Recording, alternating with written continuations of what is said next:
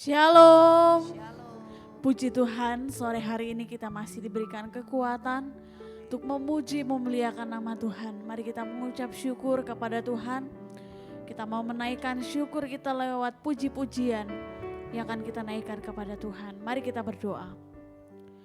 Bapa, kami mengucap syukur untuk kasih setia-Mu Tuhan. Kami bersyukur untuk kebaikan-Mu ya Bapa, yang senantiasa Engkau nyatakan di dalam kehidupan kami ya Tuhan. Terima kasih. Hari ini kami tahu Tuhan ada Engkau yang senantiasa menyertai setiap langkah kami ya Bapa. Dan Engkau sudah memberkati apa yang kami kerjakan di sepanjang hari ini. Sore hari ini Tuhan kami mau menikmati hadirat-Mu ya Bapa. Kami rindu bersekutu bersama-sama dengan Engkau ya Tuhan. Sebab di dalam Engkau kami tahu ada damai sejahtera, ada sukacita, ada kekuatan yang baru. Di dalam nama Tuhan Yesus kami berdoa dan mengucap syukur. Haleluya. Amin. Mari kita puji Tuhan. Kita naikkan puji-pujian syukur kita kepada Tuhan. Kita datang ke hadirat Tuhan dengan hati yang bersyukur. Haleluya.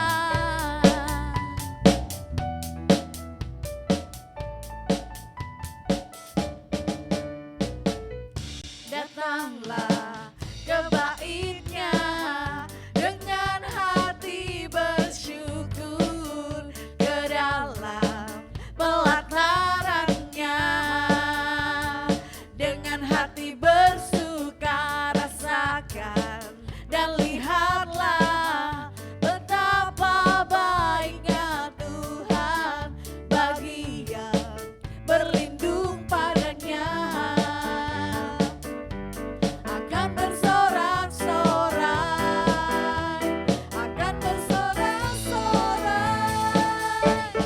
Bersyukurlah kepada Tuhan, sebab Ia baik, bawasannya untuk selamanya, kasih setianya. Bersyukurlah kepada Tuhan, sebab Ia baik, bawasannya untuk selamanya, kasih setianya.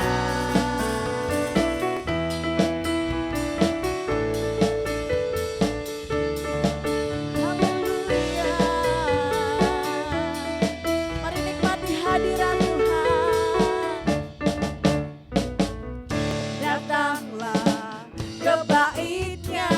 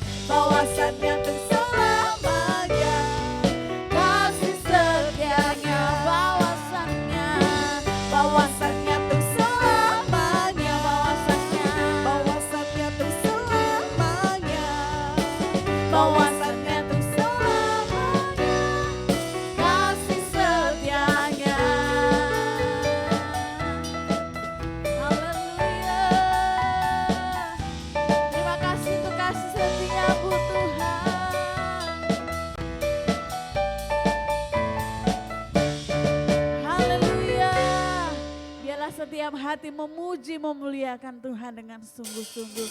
Bersyukurlah kepada Tuhan sebab Ia baik, bahwasannya selama-lamanya kasih setianya.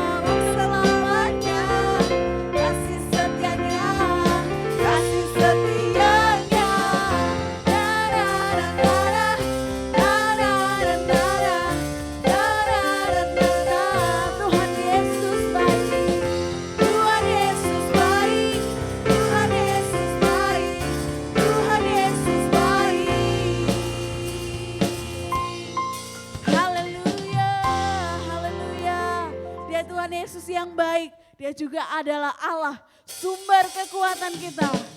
Haleluya.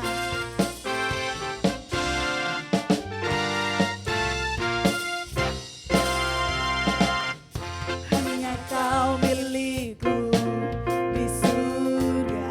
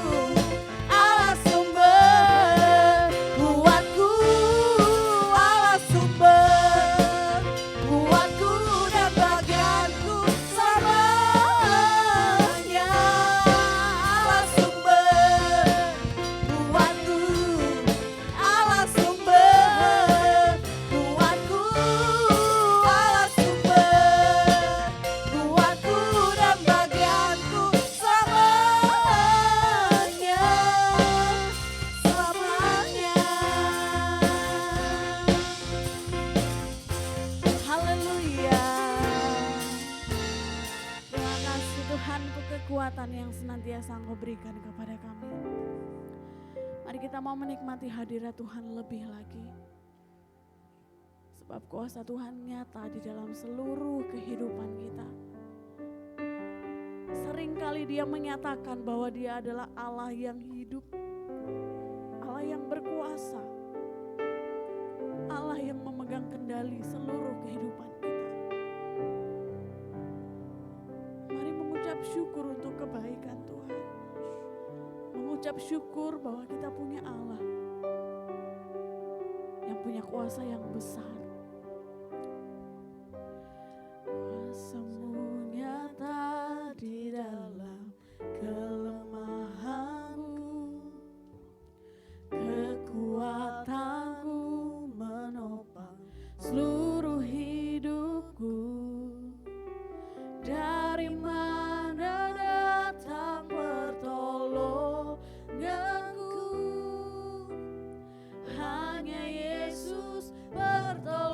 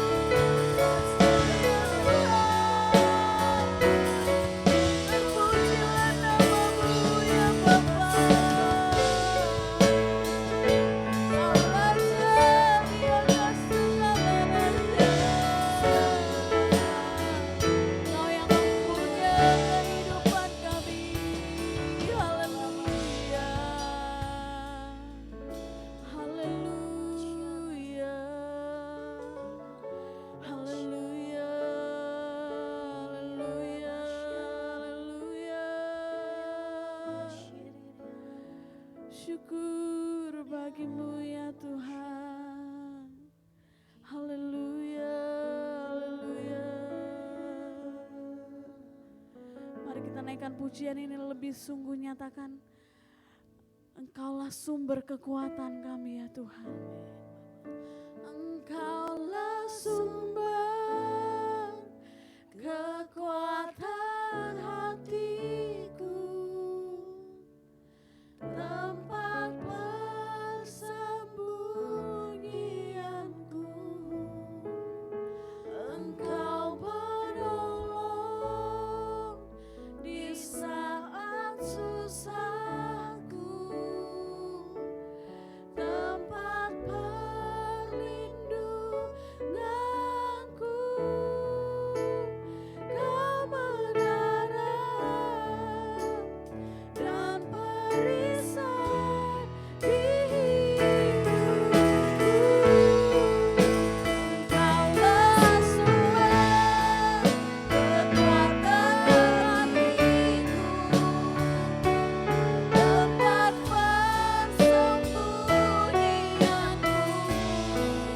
Engkau penolong di saat susahku, tempat perlindunganku.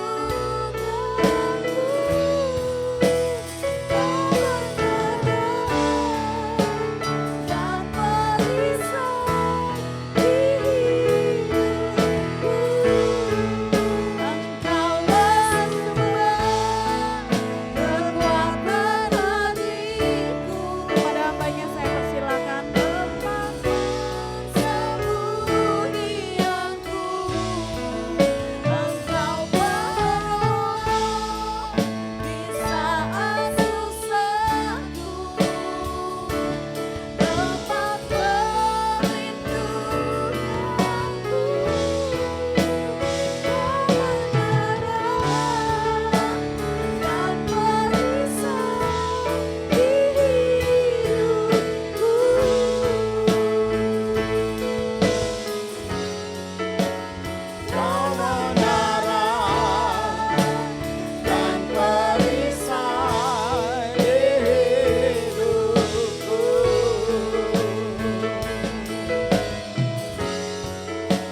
Kebenaran dan perisai di hidupku.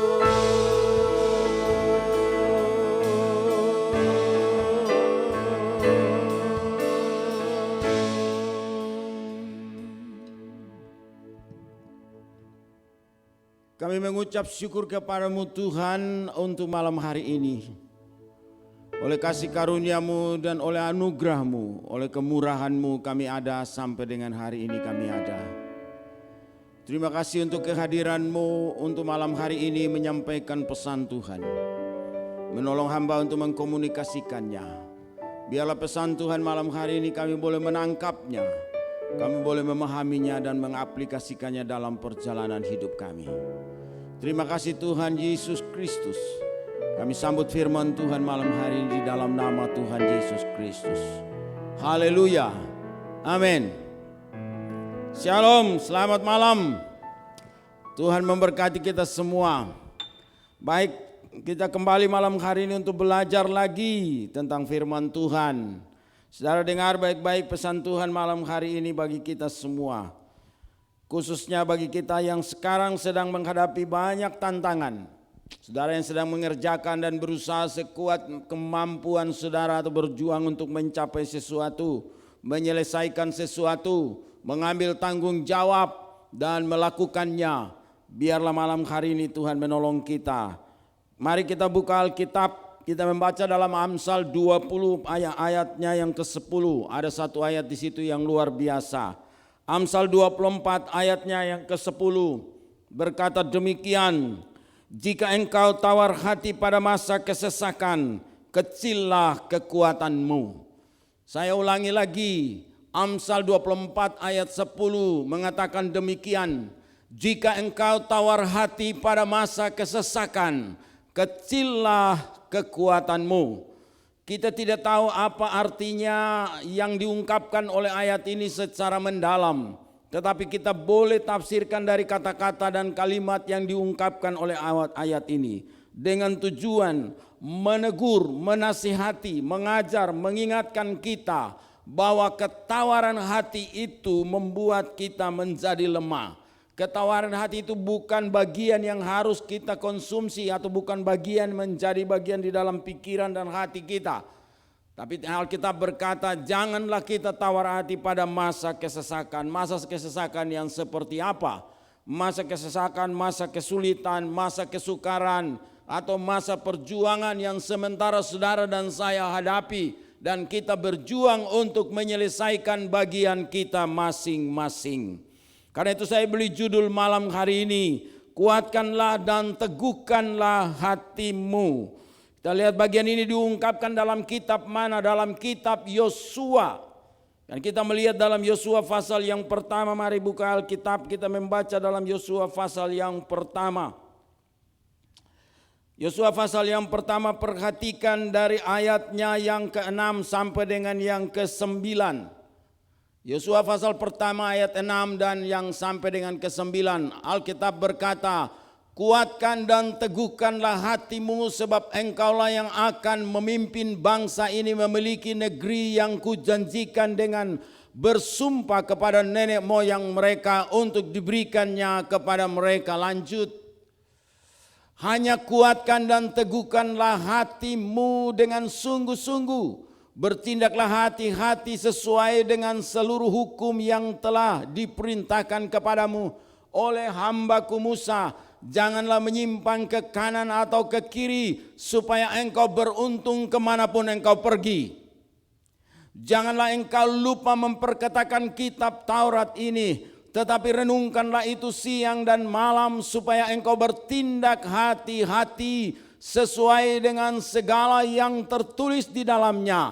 Sebab dengan demikian perjalananmu akan berhasil dan engkau akan beruntung. Bukankah telah kuperintahkan kepadamu, kuatkan dan teguhkanlah hatimu. Janganlah kecut dan tawar hati. Sebab Tuhan Allahmu menyertai engkau kemanapun engkau pergi. Amin. Dan perhatikan ayat yang 9 katakan janganlah kecut dan tawar hati. Karena itu tadi kita baca dalam kunci ayat kunci sebagai ayat pembuka. Dalam Amsal 24 ayat 10 dikatakan bahwa jika engkau tawar hati pada masa kesesakan, maka kecillah kekuatanmu. Dan kita perhatikan kalimat atau tema kita pada malam hari ini, kuatkan dan teguhkanlah hatimu. Apakah kalimat ini mempunyai makna? Halo Bapak Ibu Saudara yang mendengarkannya.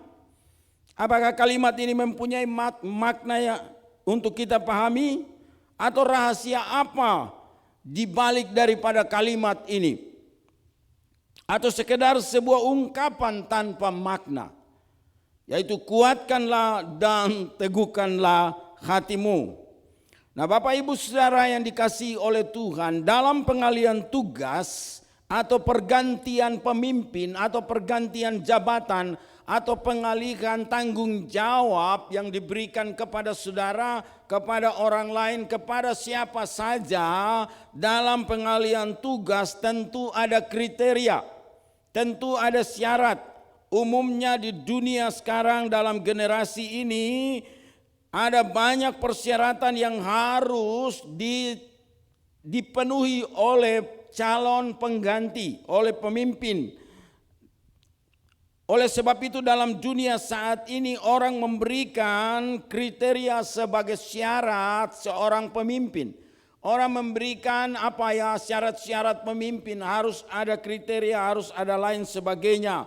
Seperti kalau calon pemimpin untuk menggantikan pemimpin baru atau pemimpin yang lama, tentu yang pemimpin baru paling tidak lebih baik dari yang lama atau yang nanti digantikan, atau paling tidak samalah. Dan oleh karena itu ada kriteria-kriteria yang selalu orang pasang, selalu diungkapkan, selalu dicanangkan untuk memenuhi kebutuhan syarat pemimpin dalam pergantian tugas. Yang pertama, berbadan sehat. Fisik, sehat jasmani, sehat rohani, katanya begitu. Yang kedua ada lagi syarat pendidikan, harus sarjana, harus ia paling tinggi punya pendidikan yang tinggi. Yang berikut mempunyai pengalaman dalam bidangnya. Dan yang berikut berkelakuan baik dan tidak memiliki riwayat kriminal atau berurusan dengan hukum. Yang berikut juga harus lolos dalam seleksi administrasi ataupun juga seleksi wawancara. Dan inilah yang dipasang, inilah yang selalu menjadi kriteria, selalu menjadi syarat bagi pemimpin, bagi saudara dan saya ketika pengalihan tugas tanggung jawab diberikan. Dalam dunia sekuler, dalam dunia sekarang ini menjadi syarat. Saudara tahu di mana-mana orang melamar pekerjaan ada syarat-syarat yang demikian. Di mana-mana orang mau maju menjadi pemimpin-pemimpin daerah, pesta demokrasi sekarang ada palung, tidak orang-orang punya gelar, punya jabatan, dan juga tidak ketinggalan punya uang yang cukup banyak. Tapi mari kita kembali malam hari ini melihat dari bacaan kita tadi, dan mari kita melihat, kita survei tentang Yosua. Siapa ini Yosua? Mari kita melihat Yosua. Alkitab berkata, bagaimana dengan Yosua? Dia adalah salah satu tokoh pemimpin dari sukunya. Dia berasal dari suku Efraim. Dan dia adalah salah satu pemimpin atau pemuka dari suku Efraim. Yang berikut dia adalah abdi, pembantu abdi Musa. Dia diangkat sebagai abdi Musa, sebagai pembantu Musa. Yang berikut dia adalah salah satu dari 12 pengintai yang diutus oleh Musa untuk mengintai atau menyelidiki tanah Kanaan. Itulah Yosua. Kemudian nama pada waktu dia lahir, nama yang sebenarnya ketika lahir itu namanya Hosea. Diberi nama Hosea pada waktu ia lahir, tetapi Musa memberi dia nama Yosua. Nah, dia dipanggil oleh Yosua sampai ditulis di dalam Alkitab juga. Nah, dalam bahasa Ibrani itu disebut Yehoshua. Dalam bahasa Ibrani Yosua. Artinya Tuhanlah keselamatan. Jadi Yosua arti dari nama Yosua itu artinya Tuhanlah keselamatan. Ya, yang berikut Yosua dalam catatan, Yosua dilahirkan di Mesir sebelum bangsa Israel keluar dari Mesir. Dia dilahirkan di Mesir. Nah, Yosua meninggal di Kanaan dalam usia 110 tahun setelah membagi-bagi seluruh wilayah Kanaan kepada 12 suku Israel. Dan beberapa waktu kemudian dia meninggal dalam usia 110 tahun. Sekarang pengalamannya apa? Untuk diangkat menjadi pemimpin menggantikan Musa. Apa pengalaman Yosua?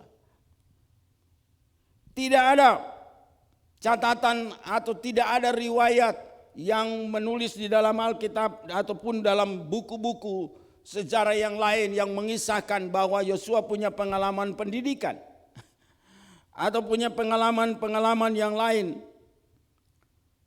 seperti dunia sekarang, seperti syarat-syarat yang sekarang. Tidak ada. Pengalaman pendidikan tidak punya, pengalaman yang lain lagi tidak punya.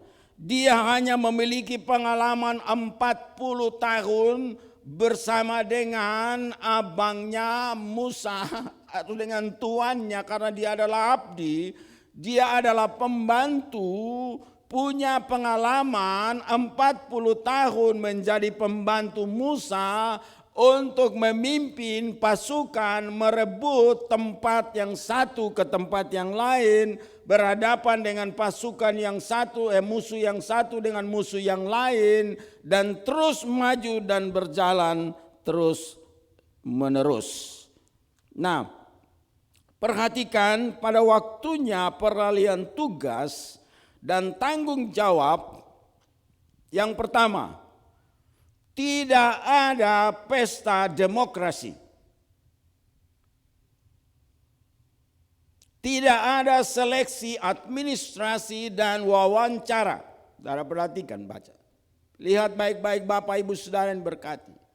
Pada waktu peralihan tugas diberikan kepada Yosua karena hambanya karena tuannya Musa telah meninggal dan dikuburkan.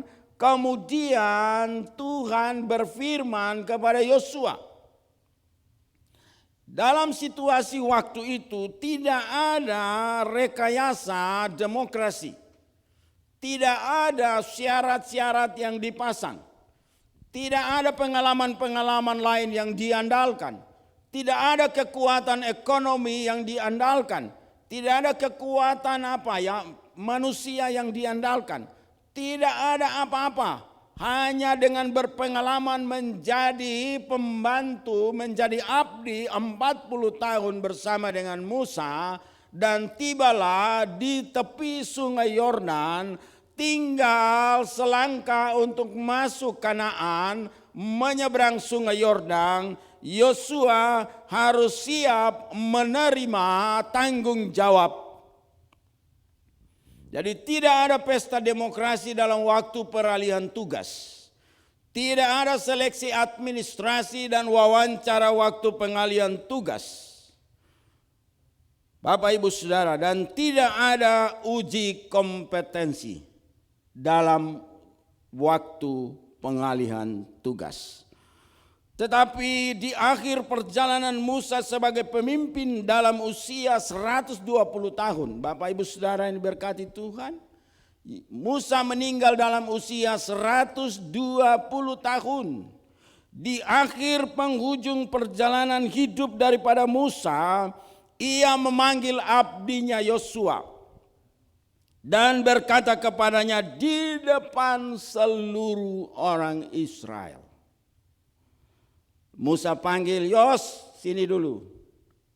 Yosua datang di hadapan Musa dan Musa berkata kepadanya, kuatkanlah dan teguhkanlah hatimu.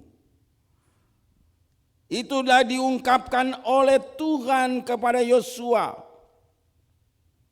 Saudara perhatikan dalam pasal yang pertama, ayat pertama berkata, sesudah Musa hamba Tuhan itu mati, berfirmanlah Tuhan kepada Yosua bin Nun, abdi Musa itu, demikian hambaku Musa telah mati, sebab itu bersiaplah sekarang, seberangilah sungai Yordan ini, engkau dan seluruh bangsa ini menuju ke negeri yang akan kuberikan kepada mereka, kepada orang Israel itu.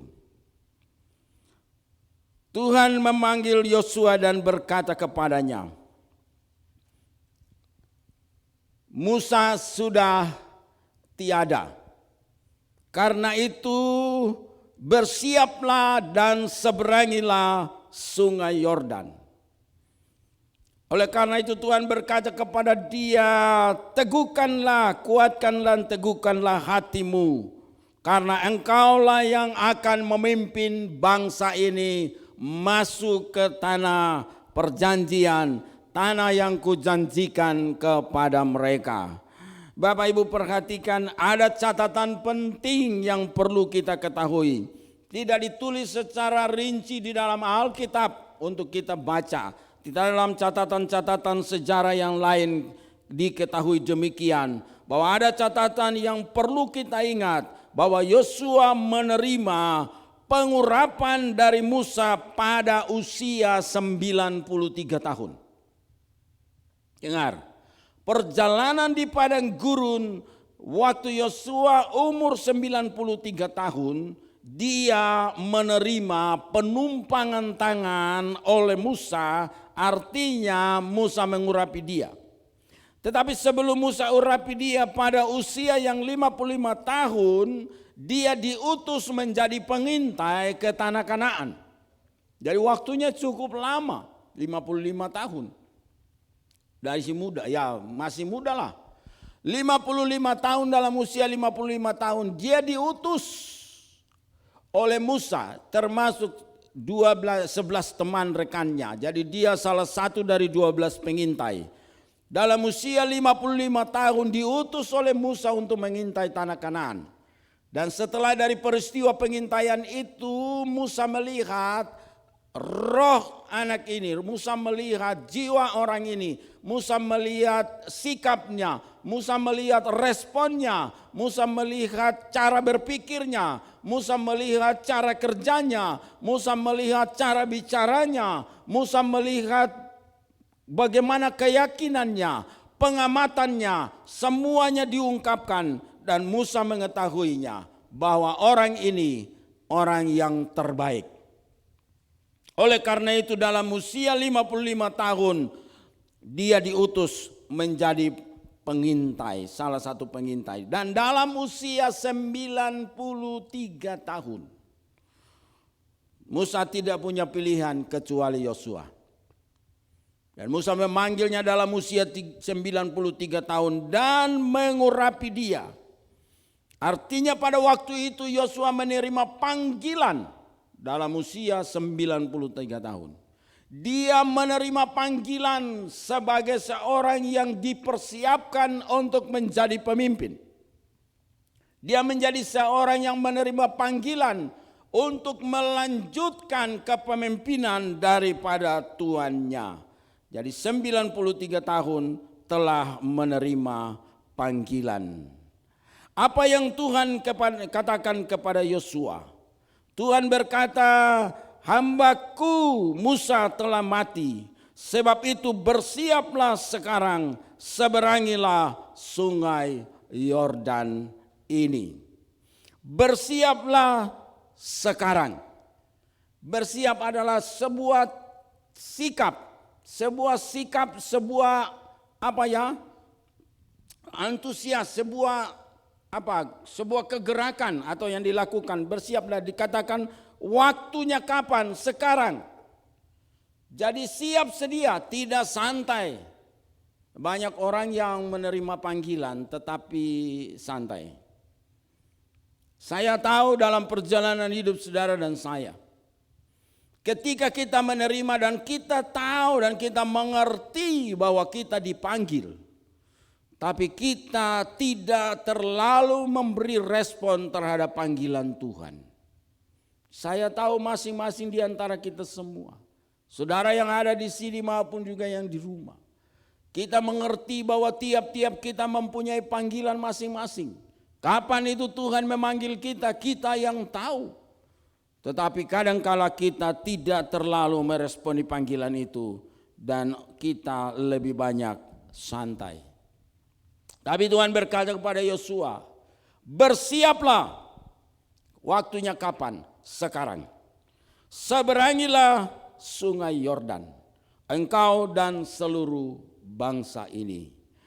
Yang berikut, seberangi sungai Yordan itu adalah sebuah kegerakan, sebuah tindakan, sebuah langkah yang harus dilakukan. Tidak menerima panggilan, tidak menerima sesuatu amanat, kemudian tunggu waktu yang tepat. Tapi Tuhan bilang sekarang.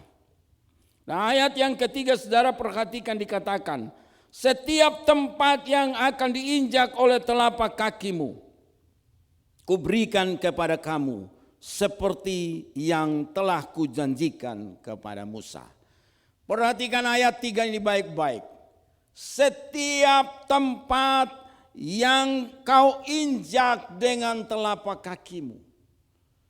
Jangan kita salah menafsirkan ayat ini, bahwa ayat ini menyambarkan kepada kita bahwa kita akan menerima itu dengan gampang, atau kita pergi saja dan mendudukinya, atau kita jalan santai saja dan menginjak-injak di mana kita masuk, atau kita pergi dan mengambil bagian kita dengan gampang, dengan mudah. Tidak. Ayat ini memberi kesan seolah-olah kalau kita terjemahkan luar biasa. Tuhan kasih, kita jalan saja sampai di sana. Setiap tempat yang kita lewati itu diberikan. Setiap tempat yang kita injak itu diberikan. Setiap tempat yang kita lewati itu diberikan. Saudara, saya mau katakan, ini arti bukan demikian. Tetapi ayat ini menunjukkan bahwa itu adalah perang. Setiap tempat yang kau injak dengan telapak kakimu, artinya engkau akan perang dan merebut tempat-tempat itu. Itu adalah perang. Jadi bukan jalan santai, bukan tinggal terima, bukan pergi dan mendapatkannya. Harus direbut dengan perang, harus diperjuangkan. Bapak Ibu Saudara, Tuhan menjanjikan saudara akan mendapatkan sesuatu, tapi saudara harus berjuang. Tuhan janji bahwa saudara akan diberkati, tapi saudara harus berjuang. Tuhan berjanji bahwa saudara akan mendapatkan atau menduduki sesuatu, saudara harus berjuang. Tidak mungkin saudara terima saja dan pergi dengan santai, tidak. Tujuan Tuhan adalah saudara berjuang dengan kemampuan yang ada pada saudara, yang diberikan oleh Tuhan kepada saudara. Karena Tuhan memperlengkapi kita semua dengan kemampuan masing-masing. Dia mau kita bekerja sama. Tuhan melakukan apa yang bagiannya dia lakukan, kita melakukan bagian yang kita lakukan. Tuhan berfirman kepada Yosua, setiap tempat yang engkau injak itu kuberikan kepadamu. Itu firman yang diucapkan, tapi Yosua harus perang untuk merebutnya. Jadi jangan santai-santai saudara mau terima berkat dan saudara bilang Tuhan memberkati aku dan saudara tinggal dengan santai untuk menerima berkat. Tidak, saudara harus berjuang. Kalau saudara tidak berjuang atau saudara tidak memulai peperangan, saudara tidak akan pernah merebut kota. Saudara tidak akan pernah merebut bagian yang dijanjikan Tuhan kepada saudara. Bahwa saudara harus berusaha dengan sekuat kemampuan. Perjuangan itulah panggilan saudara. Perjuangan itu adalah pelayanan saudara. Perjuangan itulah pemberian saudara. Perjuangan itu adalah bagian di mana saudara lakukan dalam bagian pelayanan sebagai abdi Tuhan, saudara melakukannya. Saudara yang melayani, saudara melayani. Saudara yang bekerja, saudara bekerja dengan berjuang. Saudara yang memberi, saudara menabur dengan perjuangan. Karena itulah yang dimaksud Tuhan kepada kita semua. Sebab itu Yosua tidak butuh pengalaman pendidikan. Yosua tidak membutuhkan pengalaman seleksi administrasi, tidak membutuhkan pengalaman wawancara, tidak membutuhkan pengalaman pendidikan sarjana, pengalaman kerja dan lain-lain. Tuhan bilang cuma satu, kuatkan dan teguhkanlah hatimu. Karena kalimat ini bisa hanya dimiliki oleh orang yang berpendidikan, tidak. Atau dimiliki dengan orang yang punya kekuatan manusia, tidak. Atau orang dimiliki oleh orang yang punya banyak kekayaan atau kekuatan uang, tidak. Itu ada di dalam hati setiap manusia. Kekuatan itu ada di dalam diri kita. Hanya Tuhan bilang kalau engkau bangkit dengan spiritmu, engkau bangkit dengan kekuatan, dengan semangatmu, engkau menguatkan hatimu dan meneguhkan hatimu, engkau pasti merebut kota. Engkau pasti menyelesaikan perjalanan itu. Sebab itu Yosua bangkit dan pergi. Bukan dengan kekuatan politik, bukan dengan kekuatan uang. Tuhan bilang hanya teguhkan dan kuatkan hatimu. Itu yang saya katakan dari awal. Apa kalimat ini mempunyai makna? Apakah kalimat ini mempunyai kekuatan? Apa arti daripada kalimat ini? Adalah sebuah dorongan. Itu seperti sebuah bom yang meledak di dalam diri kita yang membuat kita bangkit dan melakukan sesuatu. Mempunyai spirit, mempunyai semangat untuk pergi dan melakukan sesuatu. Atau menyelesaikan tanggung jawab yang dipercayakan kepada kita. Apakah itu tanggung jawab dalam keluarga dan rumah tangga? Apakah tanggung jawab dalam pendidikan? Apakah tanggung jawab dalam pekerjaan? Ataupun tanggung jawab di dalam panggilan dan pelayanan sebagai abdi Tuhan. Jadi hanya dua yang disebutkan oleh Alkitab. Panggilan dan pengurapan di usia 93 tahun. Dan yang kedua, kuatkan dan teguhkanlah hatimu. Saya membaca dan menyelidiki apa sih rahasianya. Cuma dua yang saya catat. Satu, pengurapan di usia 90 tahun, 93 tahun. Itu saat ia menerima panggilan. Yang kedua, Tuhan meneguhkan hatinya dan berkata, kuatkan dan teguhkanlah hatimu. Hanya dua, panggilan dan teguhkan hati untuk menyelesaikan tanggung jawab. Dua hal ini yang tidak dimiliki oleh orang pandai. Karena orang pandai tapi juga tidak memiliki pengurapan dan memiliki hati yang teguh. Penguasa pun juga tidak. Kekuatan apapun, keuangan pun, orang banyak uang, tetapi kalau hatinya lemah ya sudah. Kuatkan dan teguhkanlah hatimu. Jangan kecut dan tawar hati. Tadi kita baca, Tuhan bilang, hanya kuatkan dan teguhkanlah hatimu. Sampai 3 kali diulangi di dalam bacaan Yosua pasal 1 itu. Tuhan mengungkapkan kalimat ini 3 kali. Hanya kuatkan dan teguhkanlah hatimu. Bertindaklah hati-hati. Jangan lupa memperkatakan kitab Taurat ini. Kenapa? Kalau memperkatakan kitab Taurat berarti kita mengucapkannya untuk kita sendiri dan mendengarkannya. Supaya kita memiliki spirit juang. Kita memiliki semangat untuk melakukan. Kapan itu? Sekarang. Bangkit seberangi sungai Yordan. Itulah perintah bagi kita. Jadi tepat Amsal 24 ayat 10 berkata, jika engkau tawar hati pada masa kesesakan, kecillah kekuatanmu. Saya mau tutup dengan pengalaman Gideon. Kita lihat setelah kitab Yosua, kitab yang selanjutnya adalah kitab Hakim-Hakim. Yang kemarin saya sudah singgung di khotbah, mengapa ada hakim-hakim? Karena ketika Yosua mati sebagai seorang pemimpin, maka Israel kocar-kacir. Karena itu Tuhan membangkitkan para hakim-hakim untuk menolong orang Israel. Dan salah satunya adalah Gideon. Kita lihat dalam pasalnya yang ke-7 di Hakim-Hakim pasal 7, dengan cepat saya akan menyelesaikannya. Ayat yang ketiga berkata begini, maka sekarang serukanlah kepada rakyat itu demikian, siapa yang takut dan gentar, biarlah ia pulang enyah dari pegunungan Gilead. Lalu pulanglah 22.000 orang dari rakyat itu dan tinggal 10.000 orang. Nah, ketika Gideon diperintahkan pergi untuk berperang mengalahkan orang Midian, dia turun dengan seluruh bangsa Israel, pasukan Israel. Tuhan berkata terlalu banyak. Karena itu seleksi. Nah, di sini ada seleksi. Di sini ada persyaratan, ada seleksi. Dan Alkitab berkata pulang 22.000 orang dan tinggal 10.000. Udah tinggal 10.000, Tuhan bilang masih banyak lagi. Karena itu lagi diseleksi lagi. Dari 10.000 maka didapati hanya 300 orang. Bagaimana kondisi ini terjadi dengan pemimpin yang dipanggil oleh Tuhan yang namanya Gideon? Takut. Dan ayat yang ke-9 sampai 11 berkata, Gideon menjadi takut. Tapi Tuhan bilang, coba turun ke perkemahan.